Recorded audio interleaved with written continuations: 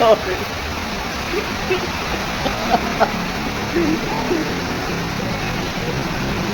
Halika dito, mag-usap tayo. Hindi ka pumupunta sa bahay. Ha? Hindi ka pumupunta?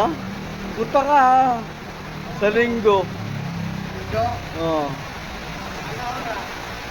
Kahit anong oras. Bibiyat ng pagkain tsaka inom tayo.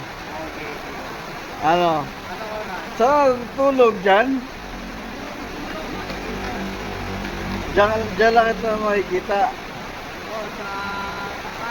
Hindi, dyan, pagtanghali.